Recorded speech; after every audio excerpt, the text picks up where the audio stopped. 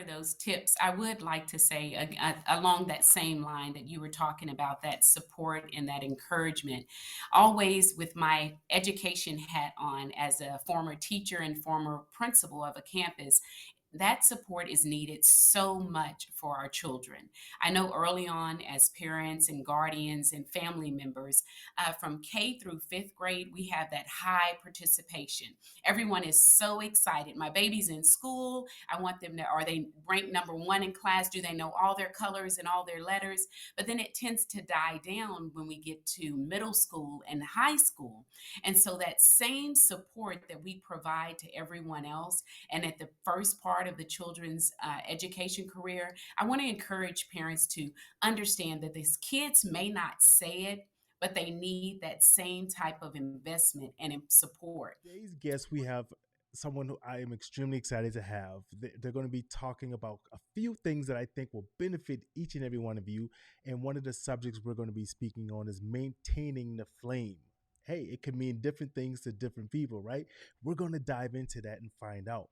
And without any further ado, let's go ahead and get these bills paid and get this intro into it. And we're going to get ready to have our guests. So let's begin.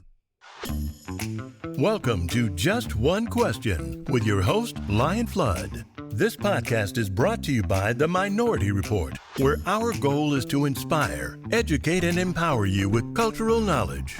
We'll also have conversations dealing with social justice, mental health, and the all-around truth. So if you're bold enough to hear the truth, then you're listening to the right podcast. Let's find out what that one question is with your host, Lion Flood. Hey, that's right, ladies and gentlemen. I'm back and we're here to answer that burning question. Hey, the question is different for everyone, and today we're going to find out that question about maintaining the flame. What does it mean? What does it encompass?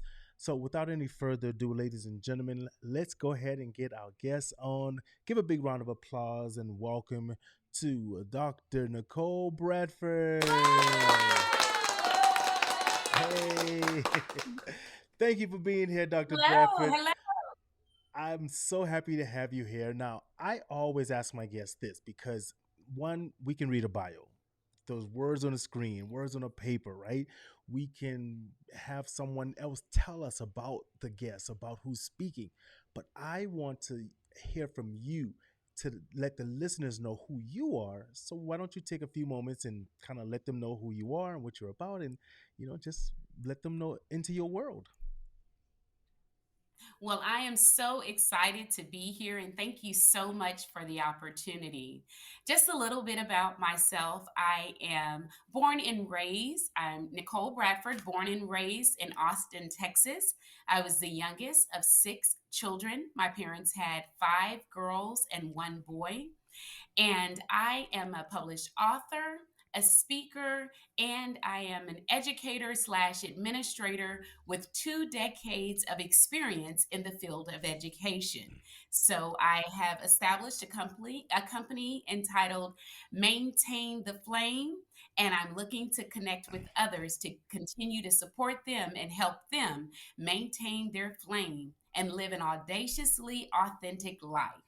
Love it, love it. And those key words to me were at the end, right? All of that, but I love authenticity because one thing that I believe, especially in how, world and culture is changing, right? It's kind of told us that we can't be our true selves. We have to, be a little bit different here and there. But sometimes people just love the mistakes you make. They don't want to see perfect, right? They just want to see Exactly. improvement and working towards that. And I love that. So let me ask you this, because when we hear the name Maintain the Flame, it can take us in a couple of different directions. So let's break it down for people to know what you mean by maintaining that flame. Because for one, it can mean romance, it can mean maintain a flame in your business so you don't get burnt out in your career, anything. So what is your maintain the flame and what you're speaking on, to try to get that message conveyed to listeners and audience members?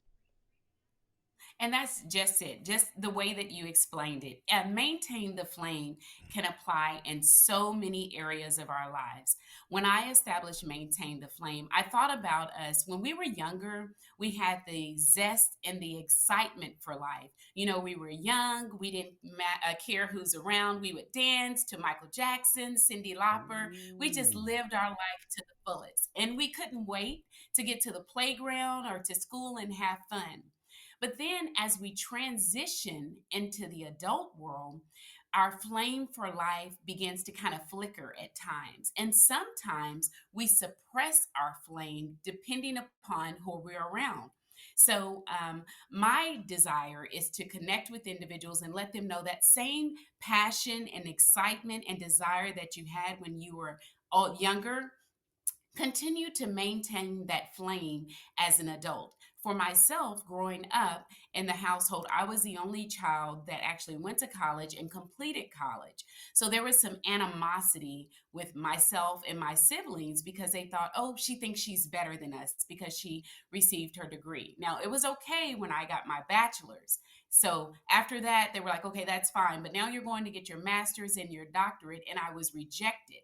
And so that rejection from the family made me kind of uncomfortable and sad because everyone wants to be included. And then you go on to, I transition into the married world. And then being with my in laws, and there was rejection there that, you know, we have in our mind the type of daughter in law that you should be, the type of life you should live, how you should raise your family.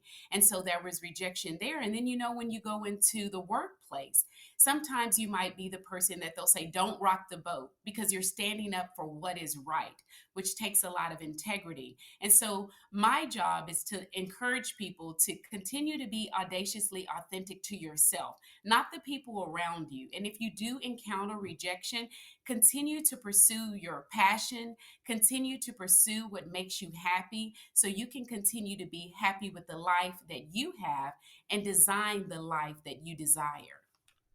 Absolutely loving it because those words, right, we can spark so much emotions in someone.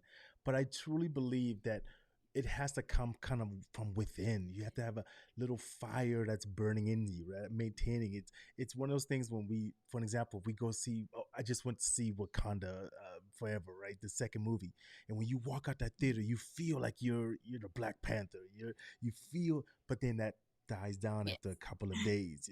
You walk out of a show that you saw a martial arts thing and you're like, I can do martial arts and Matrix or whatever. A couple of days later, you're like, oh, I don't want to do that. So you got to maintain that energy and that flame. And I absolutely love it.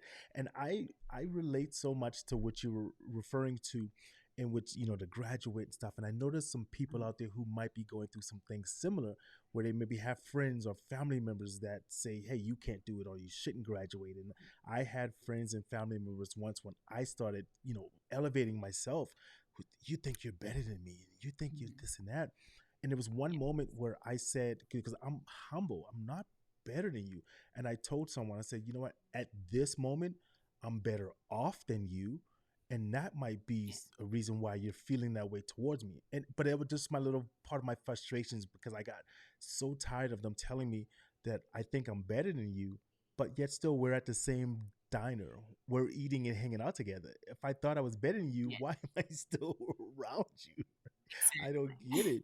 So that really means something to me, and I know that there had to be some um, a little mental jargon that you went through when you didn't surpass one goal, or right, or when you got your degree and then you went for another one and it didn't happen.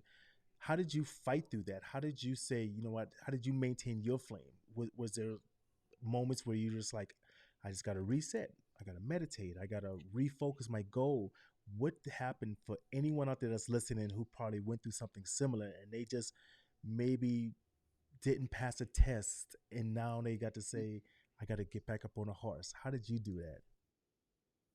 Well, I think it's just making sure you have that internal cheerleader because in life, we spend so much time advocating and cheering everyone on. We all have that best friend. And if they call us right now, we're going to tell them, okay, I know you can do it. You better hang in there and I'm going to root you on. What do you need from me? How can I help? that same amount of encouragement and investment that we make in our best friends, in our family members, in our children, that is the same advice that we need to give ourselves. And that's what I did. I became my own best friend and I had to give myself that encouragement. So I took one step every day and it was just, okay, we failed a test, Nicole, but you can get beyond this. Because I wasn't the smartest student, but I was very persistent and I was dedicated. And I knew that if I continued to push and I continued to try, I would be successful. So I would take a step, I would regroup, refocus, put down the positive because I always look for the positive in the situation. And then you have to replace those negative thoughts with positive thoughts. And I gave myself that encouragement to continue to push on. It's so much of a fight. We fight the world. We fight ourselves sometimes, right? And we have to sit back and think, you know what? Why? If so many things are hitting me left and right and uppercut, why am I going to do it to myself? And I love that, and the support factor, and surround yourself with people who want to cheer you on. I was talking with my aunt a couple of days ago, and she said something that resonated with me so much when we were speaking. She said, "I surround myself with people who smile when they see me coming." And I was like, Oh, that's whoa, beautiful.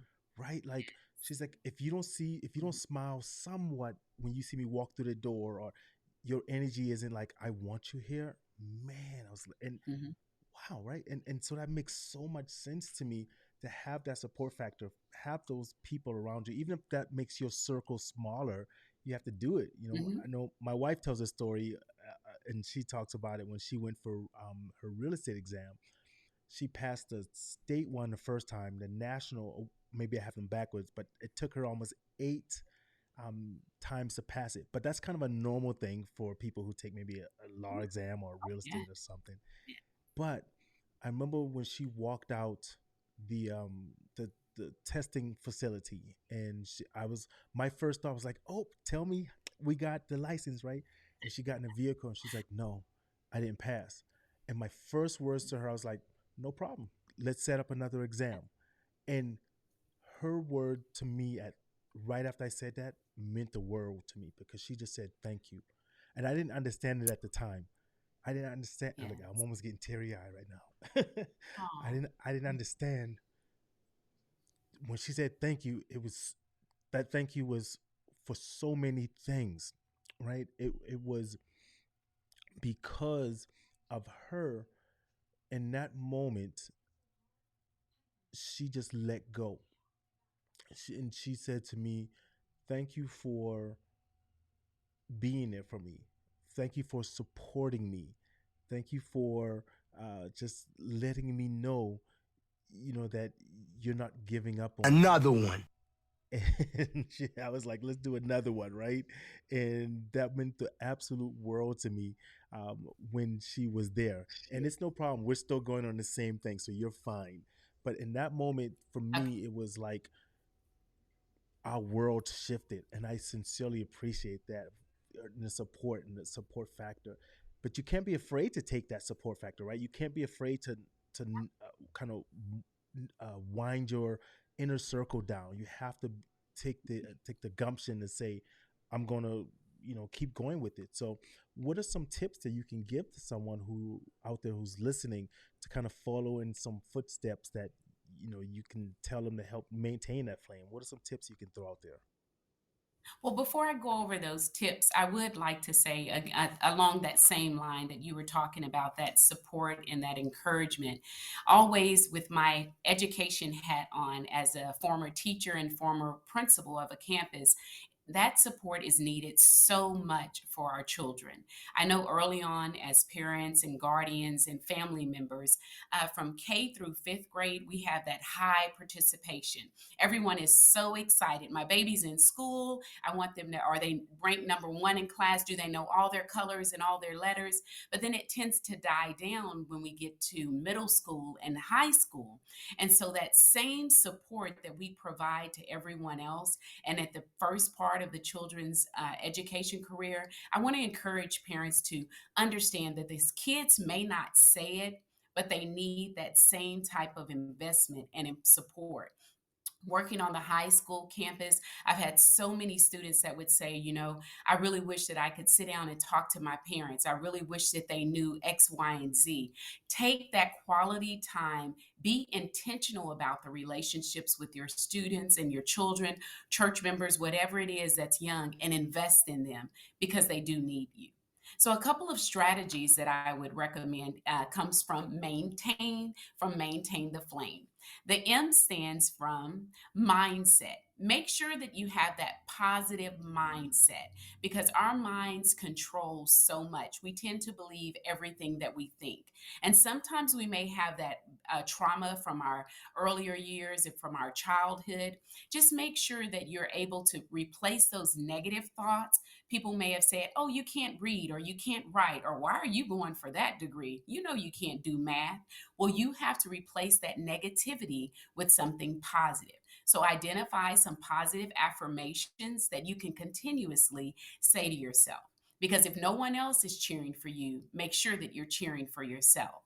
The next one would be make sure that you take action. So at least I know when we're either starting a new company or we're going towards one of our goals we set for ourselves, just schedule at least one action step that you're going to take each day. It doesn't have to be several so that you overwhelm yourself, but make sure you at least have one. So for example, if I say I'm going to lose weight, you don't have to walk around the block or walk 5 miles. Start off with just walking down the street and turning around. And then the next day, add to the goals that you have for yourself. So setting one small goal each day. The next one would be to make sure that you have, the I would be intentional. Make sure that you are intentional with all of the relationships that you have. Seek out those resources that you need and those support systems and be intentional. The next letter would be N. Nurture, nurture, nurture yourself. And I cannot explain that enough. I recently was the caregiver for both of my parents towards the end of their life. I lost my dad in 2021 and my mom in April of 2022. I brought them down here to live with me in 2019. And at times I felt guilty if I just needed a nap or I wanted to go get a snack. But I knew that they needed my time and attention because they were elderly and they were sick. But make sure that you have that self care. And because if you don't take care of yourself, you can't help anyone else. Then we go into T, which would be time. And so sometimes with us, we have this time and we're thinking, okay, 6 months from now or 2 years from now, I'm going to do X, Y, and Z. Well, when we look at time, I want you to think about living in the moment, that moment, and enjoying the moment. Don't be in such a hurry to get all the way to next year or 3 years from now that you're not appreciating the time that you do have. So time is very precious. Enjoy the moments while you have them. And then from there, it goes into maintain is going to be being authentic. Be authentic with yourself. I know sometimes people say, oh my goodness, are you ever quiet? You have so much energy. When I used to go to work, they would say, are you like this every morning? You can't be like this. I haven't even had my coffee. Well, you have to be genuinely authentic to yourself. Because if you don't care about yourself and you're not living your life to the fullest, who are you living your life for? A quick example, my son played Little League football. And there was this mom, because I'd either paint my face or I'm screaming and yelling. And she came up to me and she tapped me on the shoulder and she said, I hear you yelling for your son. If you don't mind, can you please yell for my son? And I'm thinking, this is an adult. And I said, sure, what's his number? And she told me, but she was more concerned about the individuals around her than investing in her child and being there to support her child. So, and unfortunately, some adults still have that anxiety and they're not comfortable being true to themselves. But it has to be you before you can be effective with anyone else. And not only being authentic, but the I would be integrity, integrity, and integrity again. Unfortunately, in our society, there's a little lack in integrity. So remember, when you go home, you have to sit with yourself and you have to be okay with yourself. So make sure that you have integrity in everything that you do. And then the last letter would be non negotiables and no regret.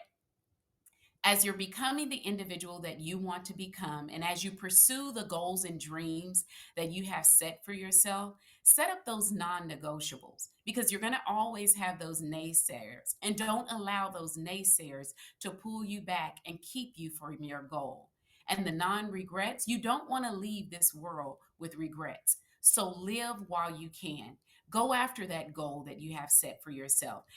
Put that post out there on Instagram or TikTok. If no one likes it, go out there and like it yourself. But love yourself, be passionate about the life that you have, and design the life that you desire. Wow, ladies and gentlemen, if you didn't have a pen and a paper, you're gonna be able to sort of rewind this and listen back to it, right? But that it was hitting me right in the feelers as you were saying all those things because it's very true, right? You sometimes you may not have someone to cheer and support, and you tell that story of the parents say, "Hey, can you cheer for my kid?" Like that's those are emotions, right? We never know what someone else is going through. We never know That's right. what's happening in someone's life, so we got to take that time to chew our food a little bit longer. The world is saying 7 seconds, you're in a rush, you got to move. Sometimes we just gotta sit back and relax and enjoy those things because I remember a study they said someone who's maybe at their passing time and on their bed where they're about to leave, they say, what's the one thing? Oh, I wish I did this, I wish I those regrets, like you're saying, Yes. live that. And I really appreciate that. And we're going to jump into your book here in a second, but before I did that, I wanted to give a quick shout out to, let's see, this morning I looked at some of the downloads in Texas. Thank you guys for jumping on. And we can see here for the listeners, y'all can't see this, but the viewers can see. So Texas has the downloads for this morning, and we even go a little further. Vegas is top of that, but then Austin. So I want to give a shout out to Austin, Texas for this morning. My hometown. So Texas loves us out there. I don't know why, but so let's jump into this really quick because you wrote a book, and I want you to just touch on that a little bit. One step is all it takes. Can you kind of tell some listeners about that? What is that about? Where can they find it? Yeah. Anything that you want to say about that? Well, I would love to. Thank you. One step is all it takes. I wrote this book a couple of years ago. Unfortunately, I lost my sister. She was number five. I'm number six, and she had retired at the age of 48. So she had just been retired a few months, and she had a car accident. And so she had all these goals and dreams of all her time for retirement that she was not able to accomplish. And she was in the process of planning for her 50th birthday party. Well, it made me think about life and how precious it is. And so, for individuals out there that you either want to come up with a plan for your life, you want to start a business, or you want to lose weight, or you want to make some changes, you've taken a sat down and you've taken an audit of your life, and you said, okay, how is it going for myself? Do I really love this job? Does this job benefit me? This relationship that I am in, is it benefiting me? What am I getting out of this relationship? Am I giving more than I'm receiving? So the book One Step is All It Takes gives you Bible verses that will help you to make that transition in life. It gives you some verses so that you can reflect on and you can meditate. And then it helps you to take one step at a time towards your goal. Because, once you begin to take one step, you'll build up that momentum to keep going. And remember, one step is all it takes. That's all it takes, right? Put one foot in front of the other. I know a lot of times, we will see a goal, we'll see something, and we just encompass everything. I tell my son a lot of times, just take little bites, right? Mhm. Don't get overwhelmed with I got to get this accomplished. Little small bites lead to a bigger thing, right? One foot in front of the other. And those little moments I keep thinking back to make me smile is like when we were talking about um, the losing the magic and so forth, and magic. And it's one thing Yes. that I absolutely love, and I do with my son. He's 8, and I don't want to take that magic away from him, right? So like if we're in a vehicle and I can see that the light is about to turn green or something, and I'll wave my fingers and I'll Mhm. say something like a Harry Potter spell, and then the light will change green. He's 8, and he'll go, oh, "Dad, did you just do that?" And I'm like, "Shh, don't tell Oh, anyone," right? Just because I'm not like, "You're 8 years old, don't believe in that anymore." If it's going to make him smile, if it's right. going to make him laugh for just a second or two, That's or even something as small as the radio, we have those things on the steering wheels now where we can just push the button and then the radio changes. right. And I'll Mhm. be like, "Watch this, son," and I'll just touch my head and I'm gonna change the radio by thinking about it, and he laughs. So never lose Yeah, that wonder, right? Never lose that sense of wonder. So I know you do some speaking engagements, and I know you have options for people who are listening out there. Can you touch on that? Tell them what's you're offering. Where can they find you in that? Let the audience know, especially Texas. Hold on, let me see if I can do that yes, again. yes. I hold on one second. I didn't have that ready. Okay, especially Texas. Woo. All right, go ahead. Yes. Well, my website is www.maintaintheflame, all one word, .net. And on there, you'll find information about my book that is for sale, also the life coaching that we do one on one, and then also speaking engagements. I speak at different conferences, schools, churches, all things of that nature. And I try to go out and connect with others because I think that it's very important that I use my story from my life. Some people may look at my life, especially growing up and the challenges and the tribulations I had, and say, oh, well, that was just a bunch of mess. But I'm turning that mess into a message. And I'm very transparent, I'm very energetic, and I love connecting with others. And if you're listening to this podcast today, you will receive 50% off my services. So feel free to go to the website and check me out. There you go, ladies and gentlemen. Whenever you get a chance and opportunity, someone is giving you a chance to grow, plant your seed, water it, and use that to your advantage. Right? Turn your mess into a message. I love it. There goes a slogan. Let me see if I can do it. Message. I think Yes. that was off of a Living Color. They used to do that. They go message, yeah. Oh, yes. Yes. Taking y'all back to the old Yes. school. So y'all Gen Zers, Mhm. y'all don't know nothing about that. So all right. So is there anything we've missed? Anything you want to maybe give some parting words to a listener out there? And this is my picture of who I am talking to and who I speak to a lot when I think about doing my engagements and speaking, right? Because I sit back and say, this was me. I was that 25-year-old young person in a corporate job or in a job that I just felt stagnant about, right? I got passed over promotions after promotions and I just wanted to grow. I just didn't know what resources I had. I didn't know maybe a way to get out of that. Um, I sat in my vehicle sometimes before going into work and I'm just like, okay, I just need to listen to this last song because I truly just didn't want to go into the job, right? But I had to get the energy up. There's people that's sitting out there who's feeling that, right? Maybe what's a last message you can convey to someone to say, hey, you know what, that self-esteem is there for you. You can make this. What do you got to say? I would say to them, number one, you have to dig deep inside and understand how valuable you are. You're sitting there and there's a job there. Of course, you're grateful that you have an opportunity to be employed, but the time that you're investing in the company and the time that you're investing in others, just imagine if you would take that same time and energy and invest in yourself. You have to believe that you're worth it. Life is not going to be easy. For myself, I've had a lot of challenges, even in the workplace, because it's sometimes I was viewed as a triple threat. You know, you're an African American woman, you're a supervisor, and you have a doctoral degree.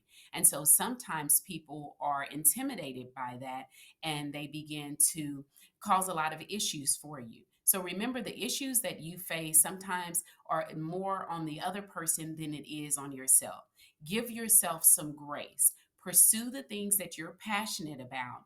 Believe in yourself and invest in yourself. You have to be greater than everyone else. And I know that's selfish, and I know that that's hard for people to swallow. But if you don't take care of yourself, and if you don't believe in yourself, who else is going to believe in you? So before I leave, the most important thought that I like to leave with everyone is, please take time to check in and be there for someone else. You never know what people are going through. So many of us are walking around with a mask on. We're doing everything that we can to fit in and conform in a society, and we're really not comfortable doing that. Check in on people. There's a lot of people hurting, a lot of people struggling, and they just need a positive word. They just need a friend. They just need someone to care. So please maintain your flame so you can use your flame to ignite the flame in someone else. There you have it. I got nothing else to say on that, right? But yes, check in on our friends, our family members, and I would add just this, because I know I've speak to people sometimes, and they say, "Well, that person didn't call me, so I'm not calling them." Right? That's one of the crabs in a bucket mentality we got to let go, right? Even if you reach out and maybe they didn't, it could still make you feel good, right? Hey, I'm still reaching out. Well, they didn't call me back 15 times. Try 16, right? It doesn't hurt. That's right. Maybe that 16th time was the time they needed you. So thank you very much, Dr. Bradford. I appreciate it. Make sure you go check out all the materials, Maintain the Flame, book offers, speaking engagement, bring them in, because these speakers can motivate the younger generation to say, hey, you know what? I see that. I can be that. Representation matters. And I'll say this because we just watched the movie Black Panther 2, the strong Black women in that movie, man, it made my heart sing, right? Like the protectors, it's so much deeper than just an action movie. The women are protectors, the guide. Anyways, hang for me with 1 second, Dr. Bradford. I'm going to be right back after I wrap up some of these sponsorships and come right back to you, okay? Thank you. Yes. So, ladies and gentlemen, thank you for listening to another episode of J1Q. Just one question. What is your question? The question for today is, what can you do to improve 1% for your life, someone else's life, right? Get out there, tell someone hi, compliment someone inside the shopping line. Just tell them, hey, nice shirt, just to see them smile a second, right? Gentlemen, Black men, I'm saying it to you. We are kings. Reach out and say to another guy, it's okay to tell someone, hey, nice outfit, nice shoes. It does not make you look any lower or anything else, right? It raises you up. It raises up another king. We appreciate it.